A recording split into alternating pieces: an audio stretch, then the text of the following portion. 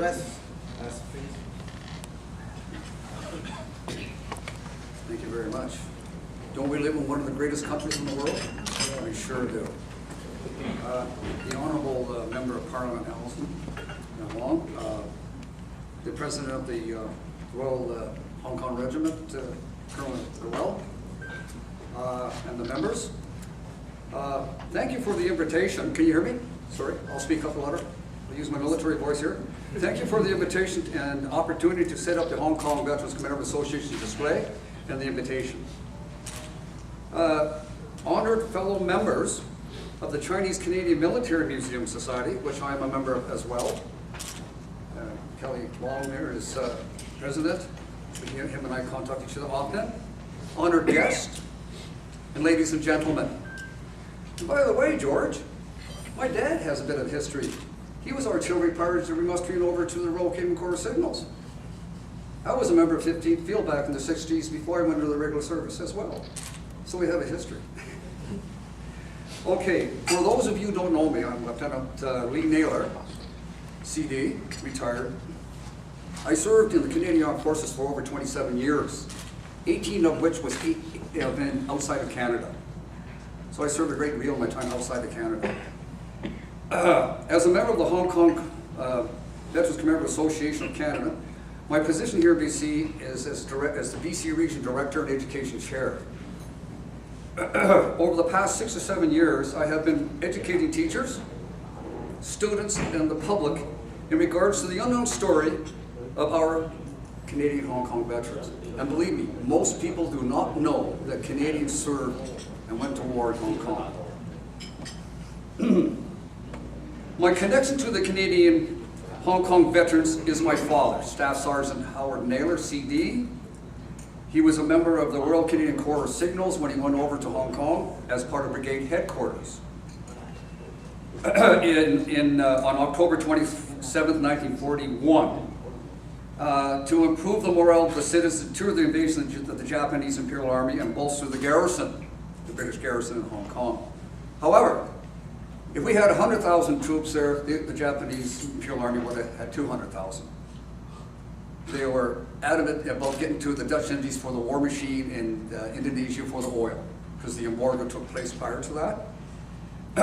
Okay. Now, I want to ask, who are Canadian veterans? Do you really know who Canadian veterans are? How many people really know here? I'm getting back to my education here, teaching the classroom. I know I have a limited time here, I was told. They're going to start putting the gong on me. So I'm going to read quickly an item I wrote here. Who are Canadian Hong Kong veterans? In 1941, Canadian soldiers were called upon to defend the British colony of Hong Kong at the request of the British PM, Prime Minister Winston Churchill. Mackenzie King obliged for Canada. Mackenzie King was the Prime Minister of Canada at the time, a Liberal member. The Winnipeg Grenadiers and the Royal Rifles made up 1,976 Canadians who willingly actually, they didn't know it was a secret mission. They didn't know until they were on the boat. They were all 2 weeks going over.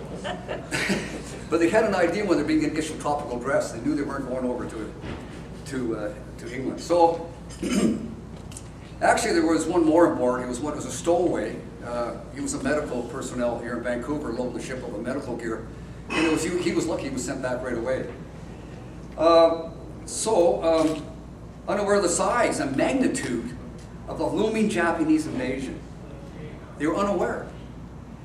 When the Commonwealth surrendered to the Japanese on Christmas Day, 1941, 1,672 Canadian survivors, 300 dead or MIA, missing in action, became POWs of the Japanese.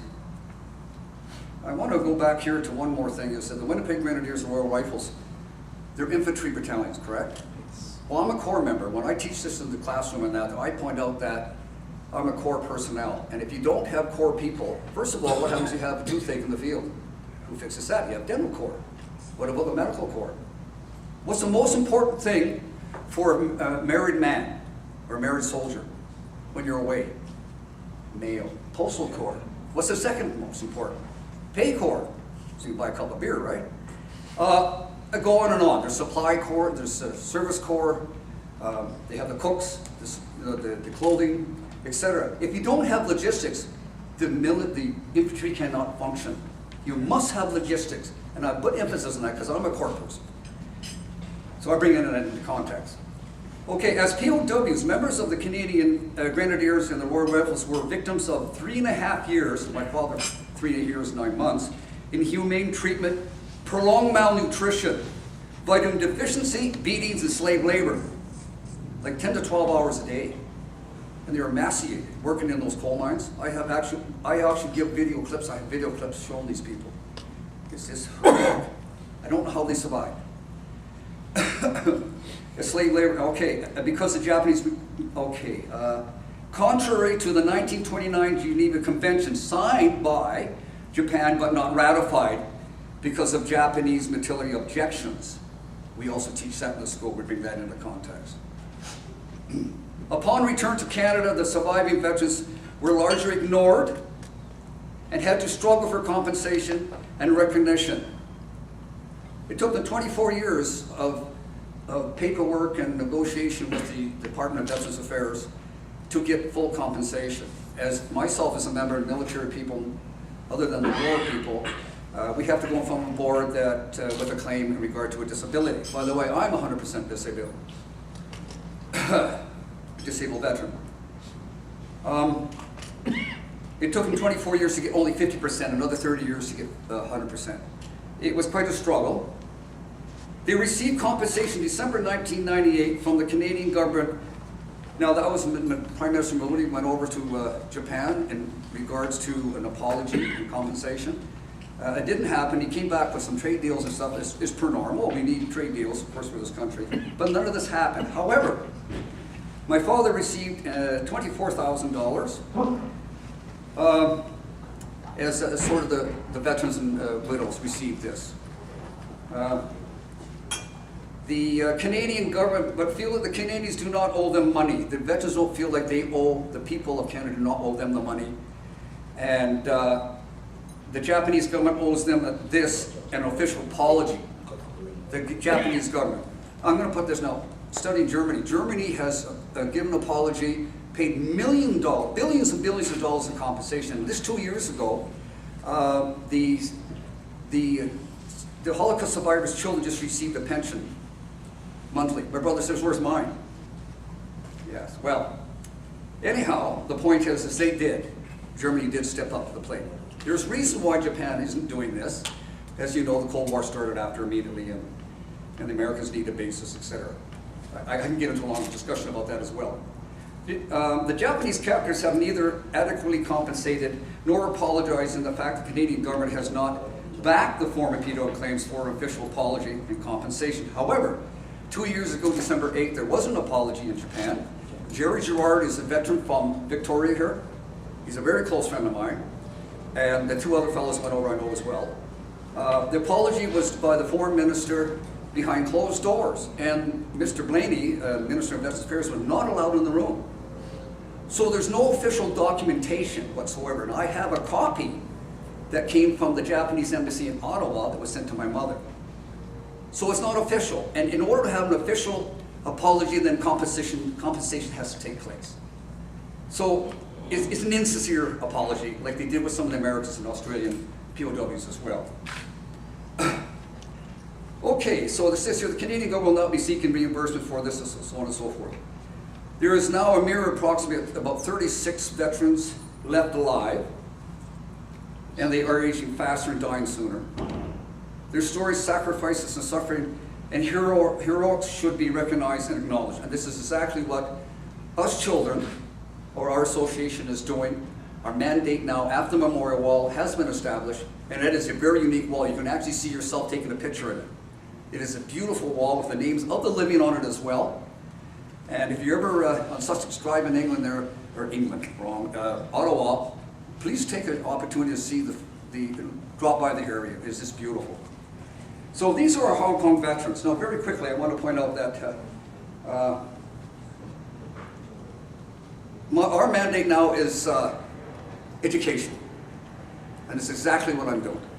I just want to give you a quick overview of my work here in BC. My work involves attending the BC Social Studies Teachers Association Conference for the past 4 years, presenting the C4 story, the battle for Hong Kong, the Geneva Convention, POWs, the struggling to assimilate and returning to Canada, and the sincere apology, etc. There's many things we cover. I teach the Battle of Hong Kong as the Japanese are invading down through to Gingiber's Line.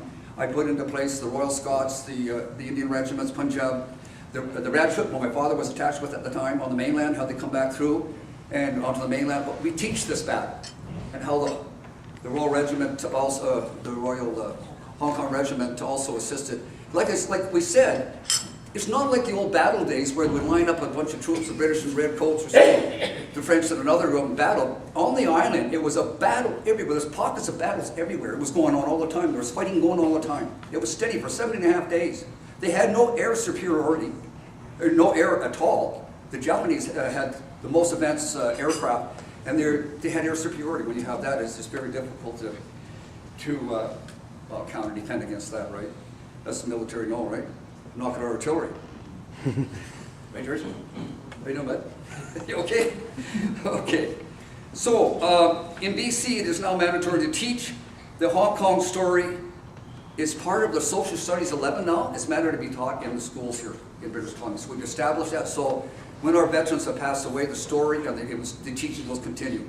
Because I teach teachers to bring it back to the classroom. And what we have here is a document, a working document. So this is a photo narrative document we use. And there's no right or wrong answer. Just to give you an example, they give pictures, and about 4 or 5, a group of 4 or 5, they'll sit down and they'll work out something, a plan here. For instance, this one, they put a title to The Journey of Promise and Sorrow. This is a copy of the order to massacre POWs once Allied forces stepped foot on Japan. I had it interpreted by a Japanese lady I know in Japan. And it just shows the POWs. There's another one here. Just another one. The forgotten torture. So this is me, Gad, my dad was here. And it just shows, this is a very good book on hell on earth. And some of the tortures they did. And so this is what the students do. This is their working document, one of the working documents in class. I just wanted to show you that. So after we teach the presentation, then the students get together and they get working on these documents. So this is really working out well for us. There's another working document too, but this is the most, I like this one the best. Okay, I'll put one here. Also for the past year, Graham Stacey. Graham Stacey is a colleague of mine. He's a grade 11 and 12 social studies teacher in Kelowna Secondary School. Him and I had formed an alliance years ago. We worked together in co-present. He's a teacher, I'm the historian. That's a joke. They call us a dynamic duo. But we continuously, a work in progress, we continuously move forward with education. He's a great guy to work with. And we also co-present for the Association for Learning and Preserving the History of World War II in Asia, the ELF organization. They have a two-day symposium every year. They're going to do it 3. We teach 2 classes per day for 2 days. There's about 5,000 students go through. 2 years ago, I was part of the study tour in Asia. I went to China, Hong Kong, and Korea. I met the comfort women. I went to a lot of facilities there. I documented everything for my book. Reception at the Consul General's in Hong Kong. Just took me under his wing. Technical lead is the BC Reed. She's from Hong Kong as well. The co-chair of the Association for Learning and Preserving World War History in Asia. He just asked me to take on a position there with them, a part of their education program, working in the classroom as well. Last year I was in the interior. I taught four classes for 3 days doing the working document. Then we quickly went to Vernon. I gave a presentation, 2-hour and 40-minute presentation to 11 and grade 12 students. So just to let you know, this is what the type of work I've been doing. And just getting more and more invites all the time now to carry on with this type of work. And my colleague and I discussed actually the 2 issues here with our Chinese Canadian, the commandos. There's another story that's not known. And also another thing, they should be in the schools. They should be in our schools. So we're thinking to put presentations together like we have with the Hong Kong veterans. So this is a progressive thought of ours. It's a lot of work though. There's just only a few people that's doing it. So I know they're going to hit the gong here, so I got to, well anyways, thank you for the opportunity to speak on behalf of the Hong Kong veterans.